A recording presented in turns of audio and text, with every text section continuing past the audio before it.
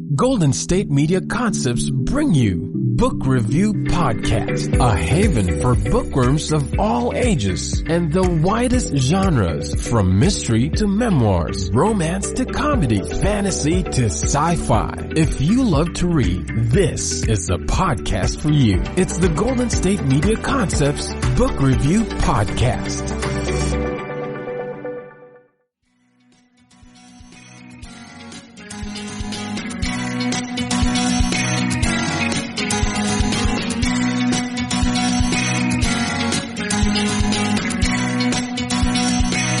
Hello and welcome to the GSMC Book Review Podcast, brought to you by the GSMC Podcast Network.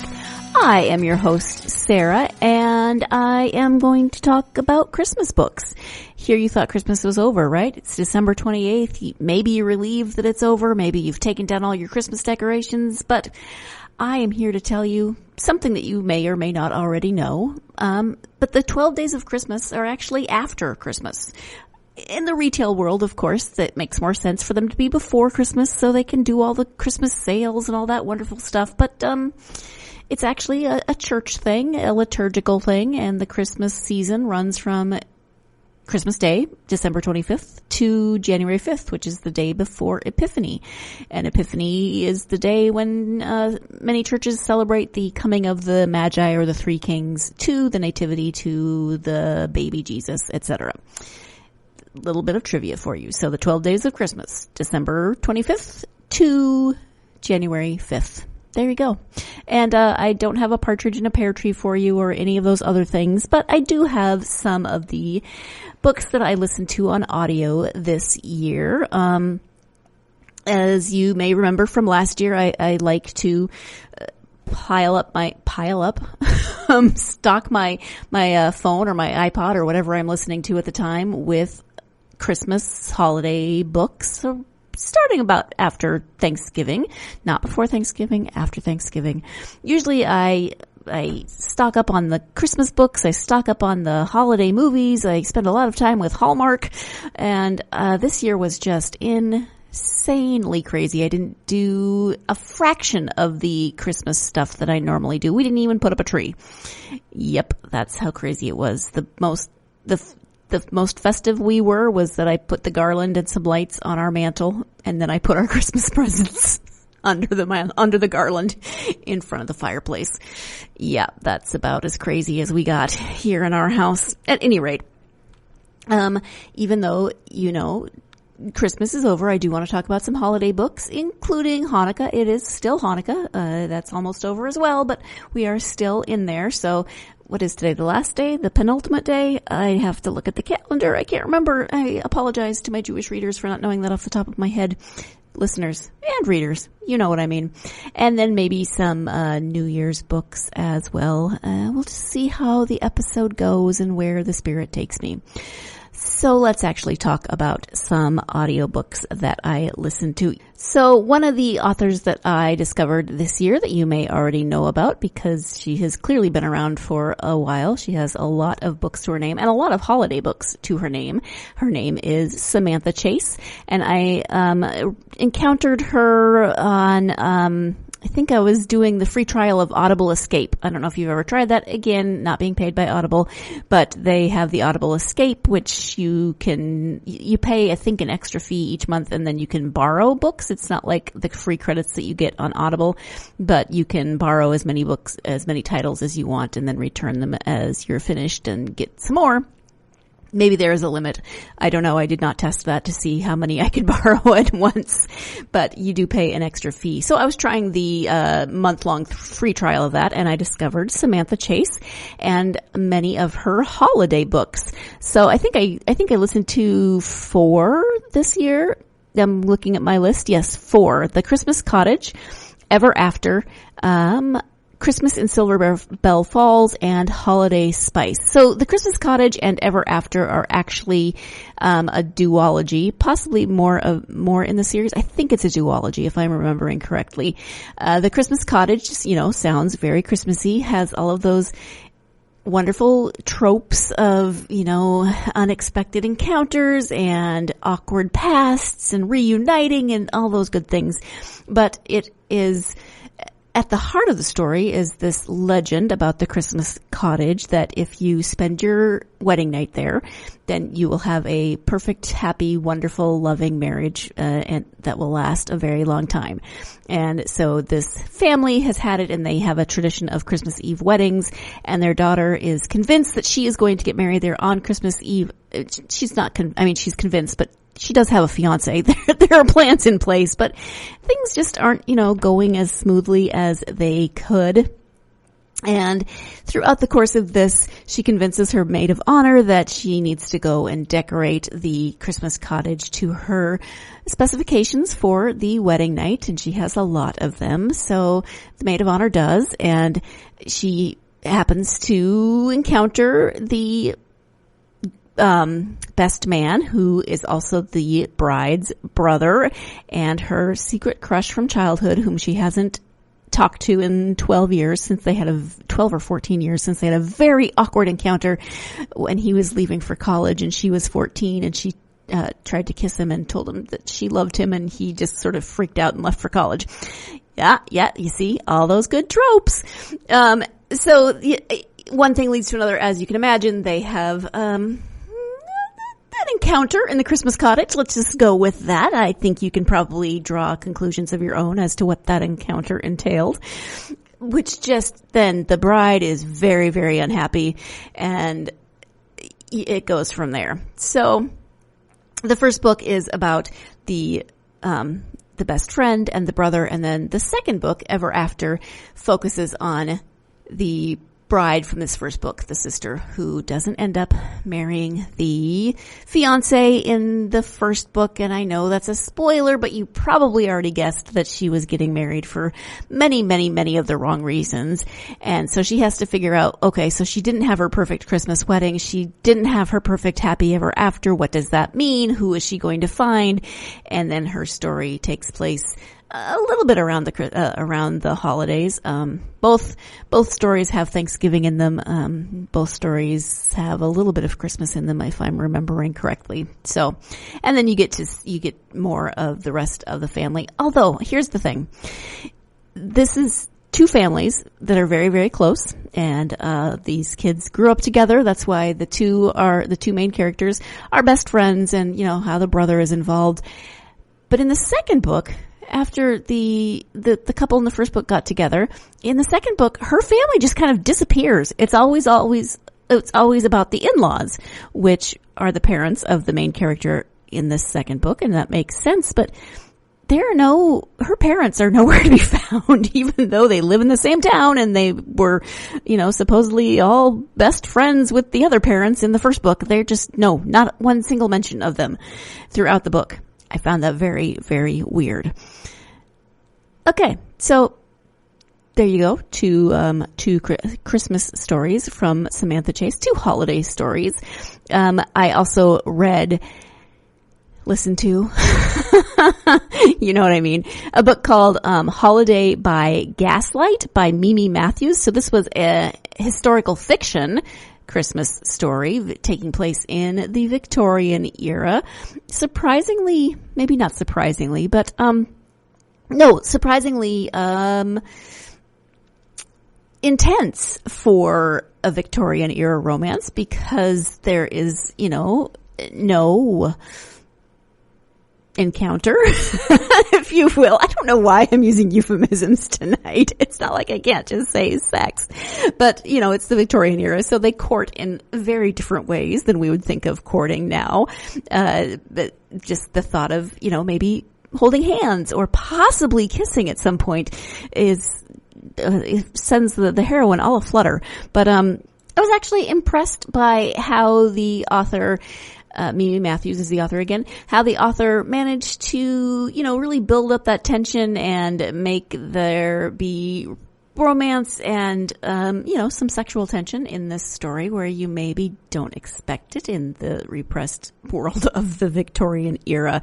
So let's go ahead and take our first break of the podcast. When we come back, I'll actually give you the description of Holiday by Gaslight. So stay tuned. You're listening to the GSMC Book Review Podcast, and I'll be right back. The GSMC Life and Happiness Podcast takes you on a journey of exploration. We'll discuss tried and true methods alongside the latest trends of how to best live your life to its fullest and happiest. From psychology to meditation, science to self-help books, the GSMC Life and Happiness Podcast will help you to discover what makes you happy and how you can live life being the best you possible. Download the GSMC Life and Happiness Podcast on iTunes, Stitcher, SoundCloud, Google Play, or anywhere you find podcasts. Just type GSMC in the search bar.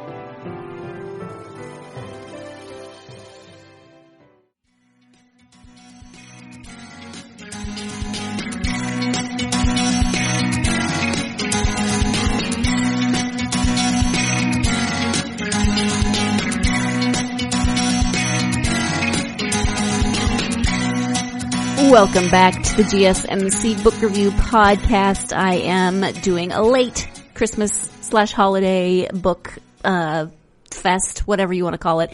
And before the break, I was talking about A Holiday by Gaslight, which is one of the audiobooks that I listened to in the month of December.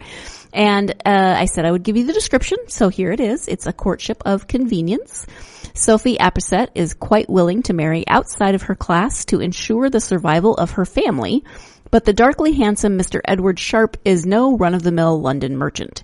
He's grim and silent, a man of little emotion, or perhaps no emotion at all. After 2 months of courtship, she's ready to put an end to things. But severing ties with her taciturn suitor isn't as straightforward as Sophie envisioned. Her parents are outraged, and then there's Charles Darwin, Prince Albert, and the dratted Gaslight. What's a girl to do except invite Mr. Sharp to Apicet House for Christmas and give him one last chance to win her? Only this time there'll be no false formality. This time they'll get to know each other for who they really are. And the cover is beautiful. It's got this beautiful Victorian red dress on the woman on it. It's a Christmas novella, so it's not a terribly long listen or read, depending on where you're going with that. It was published last year, November 13th, 2018, so fairly recent. And it's got, well, first of all, I really love that description, that line in the description where it says, and then there's Charles Darwin, Prince Albert, and that dratted Gaslight. What's a girl to do? Except clearly invite this Mr. Darcy-like character or this Mr. the Rochester-like character to her home for the Christmas party, which is one of those grand Victorian Christmas party that lasts 10 days or something and is very elaborate and has all kinds of craziness happening. You're going to have to read and or listen to the book to find out what Charles Darwin, Prince Albert, and the Gaslight have to do with this story, although it is called Christmas by Gaslight. I really enjoyed this one. I mean, it had a very definite sort of Jane Austen feel to it, where they didn't particularly care for like each other in the beginning. He's grumpy. She wants more. She's very plain spoken, very blunt in her speaking, to an extent. It's still the Victorian era. And I just thought it was fun, and it was much more romantic than you might expect from a Victorian novel. Now, it's, of course, a historical fiction Victorian novel. It's not written in the Victorian era. It takes place in the Victorian era, so you get a little bit more modern sensibilities in terms of the romance of this book. But I very much enjoyed this one, and I liked that there was a historical fiction component to this year's reading. Another one that I discovered this year was Home for the Holiday, HOLME for the Holiday, and it is a Americans Abroad. It's part of the Americans Abroad series, which is kind of what attracted me at first glance. This is the second in that series. It is by Miranda McLeod, which I think is kind of fun since we just had Miranda O on the podcast recently. So here is the description of this book, Home for the Holidays. An American musician with a broken heart meets a local farmer with a hidden past on a holiday house swap in Yorkshire. A charming romantic comedy that will fill your heart with holiday cheer. A country cottage is the last place Paige expected to spend the holidays, but a year after her girlfriend dumped her, her life is in shambles. A last-minute house swap sends her from California to Yorkshire to put her life back on track. She doesn't believe in forever anymore, but when she meets a raven-haired beauty in the local pub, she seizes the chance for a night of fun. On the brink of fame and fortune, Fiona suffered an unthinkable loss, and a year later she's given up on singing and just about everything else.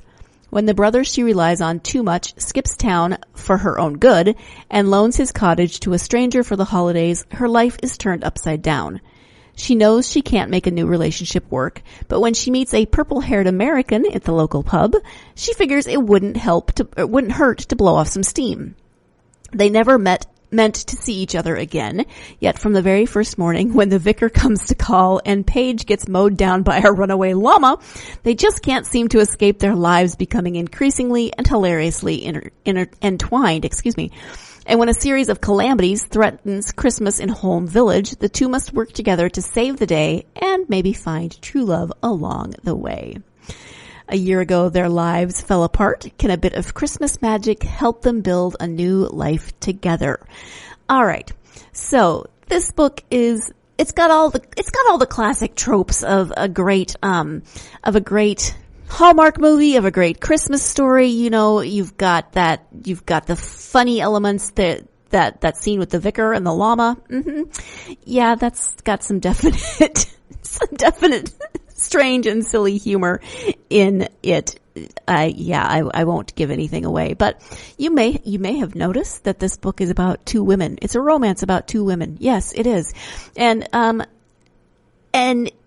maybe that seems strange to you, but I have to say, for the people in the back, some of you are just going to be like, well, yeah, duh, but just because it has two women as the main characters, you still get all of those great romance tropes, all those great romance things. I mean, you see that one character has broken up with her girlfriend. They had a pretty dysfunctional, unhealthy relationship. You have, the other character having suffered, the loss of her girlfriend, and then they're brought together by these crazy circumstances. It's just a romance. It's your typical romance with two women. And again, for those of you who are sitting there saying, well, duh, I have to say, for those of you in the back who maybe are a little freaked out by LGBTQ romances, well, you don't have to read them, but they are very similar to the ones that you read, just a little bit different in terms of who is kissing whom in the books. And considering everything going on with Romance Writers of America this week, and if you don't know about that, this is not the place for me to go into it. It's a mess. It's a hot mess. Let me just tell you that. But considering what's going on there, I just feel the need to say, hey, two women as the protagonists in a romance, nothing wrong with that. Two men, same thing. They're going to have those same, it's going to follow those same patterns that you love in romances. They will meet. There will be attraction. There will be impossible circumstances, seemingly impossible circumstances that they must conquer and overcome, etc. I really enjoyed this. It's got all of my favorite things. It's in England. It has hilarious farm animals. That's really not something I put on my list of things to listen to or to read either way. But, there's a llama. Come on. Who doesn't want to read a Christmas book with a llama in it? There's drama. There's tension. There's crazy family members. There's crazy village members. All sorts of good stuff happening in this book. So, I am looking forward to reading some of the other books in this series by Miranda McLeod. Again, it is the Americans Abroad series. And this one, as I said, is number 2, and it came out in 2016. So, it's been out for a while. Maybe you've already read it. Maybe you've read the other books in the series. You can definitely tell me in the comments. I would love to hear your thoughts on this series, the Americans Abroad series by Miranda McLeod. Okay, so probably enough of my blah, blah, blahing about LGBTQ novels. I mean, we don't need to hammer it home for those of you who are, again, sitting there going, yeah, duh, hello, lady. We're going to take a break. And when we come back, we'll finish up with the Christmas portion of this and then move on to Hanukkah and possibly New Year's, depending on the time. Stay tuned. You're listening to the GSMC Book Review Podcast, and I'll be right back. Tired of searching the vast jungle of podcasts? Now listen close and hear this out. There's a podcast network that covers just about everything that you've been searching. Hey! The Golden State Media Concepts Podcast Network is here. Nothing less than a podcast bliss with endless hours of podcast coverage. From news, sports, music, fashion, cooking, entertainment, fantasy, football, and so much more. So stop lurking around and go straight out to the Golden State Media Concepts Podcast Network. Guaranteed to fill that podcast itch. Whatever it may be. Visit us at www.gsmcpodcast.com. Follow us on Facebook and Twitter and download us on iTunes, SoundCloud, and Google Play.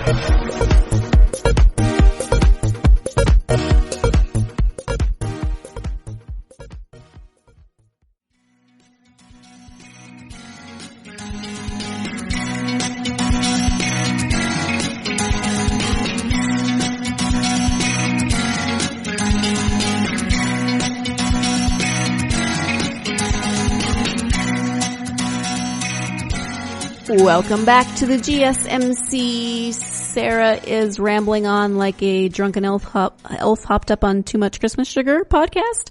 Or, you know, the more traditional GSMC book review podcast. Really just depends on how you're feeling. I feel like a drunken elf hopped up on too much Christmas sugar.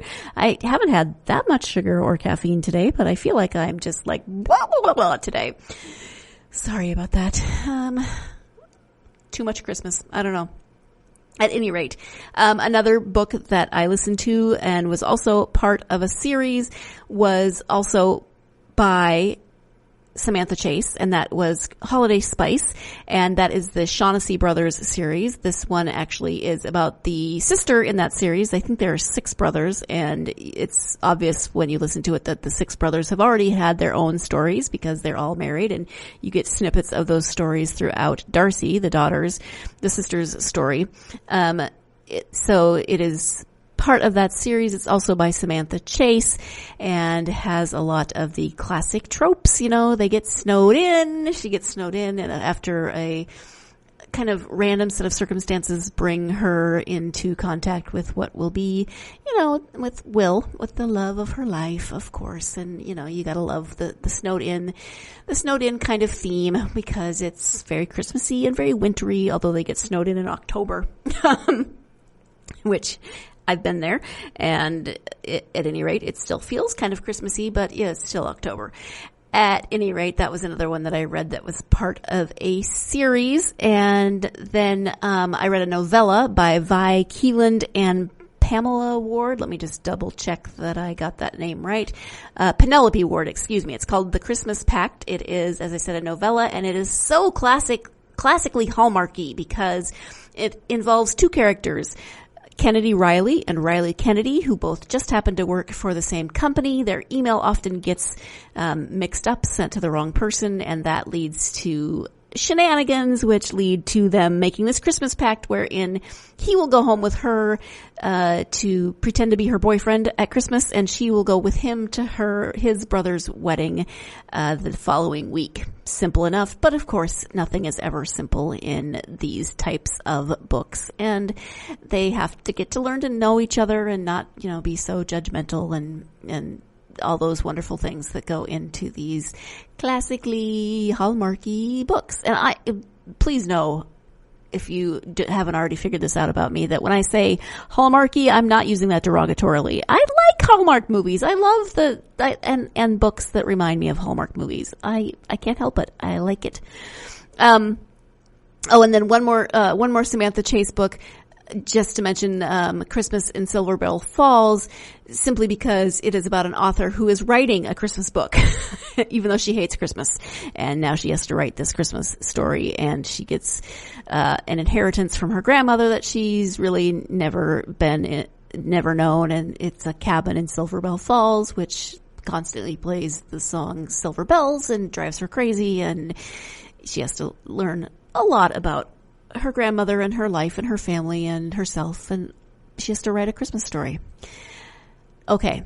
And then finally, I think the last book, I think I maybe listened to more than this, but maybe not. it's enough, was my final book that I read from a series, even though I've never read any of these series, but need to go and check them out, is A Virgin River Christmas by Robyn Carr. I think this one came out in 2012, so it's been out for a while.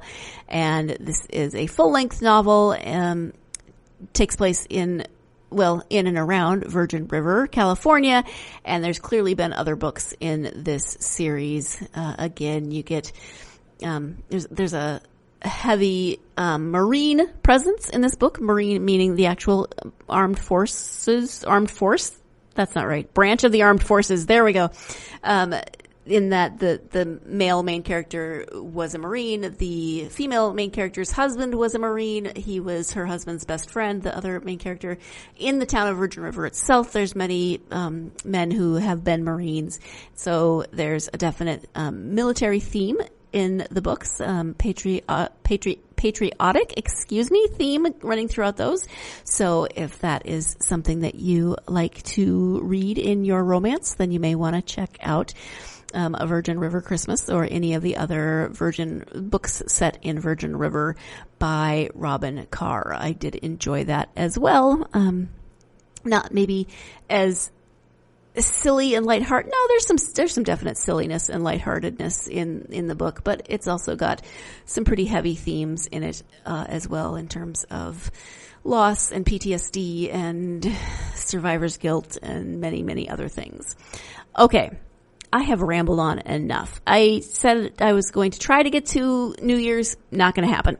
But I do want to highlight one Hanukkah book that I have not had a chance to read, but it is written by an author who has been on the podcast, and that is Jennifer Wilk. I can't remember if I asked her this question when she was a guest on the podcast or if we had this conversation at another point, not when we were recording, but it was last year around this time, a little earlier, and I was in the midst of my holiday reading, and I said, I would love to read books that are set around the time of Hanukkah and involve that tradition. And so then she didn't write this for me, obviously, but then it turns out that she has a novella that just came out this month. It's called Waiting for a Miracle, and it even has a menorah on the cover, so you know that it has something to do with Hanukkah. Here is the description of that. Benjamin Cohen, widowed father of 6-year-old Jesse, is doing his best to hold it together through order and routine.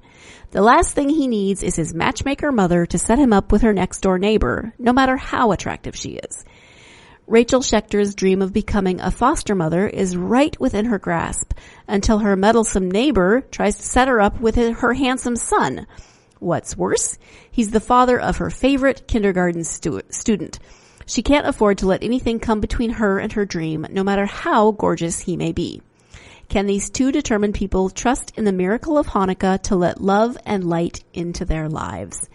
So there you go. That is the description of Waiting for a Miracle. It is by author Jennifer Wilk, who we have had on the podcast. And I said Wilkie earlier. I am so sorry about that.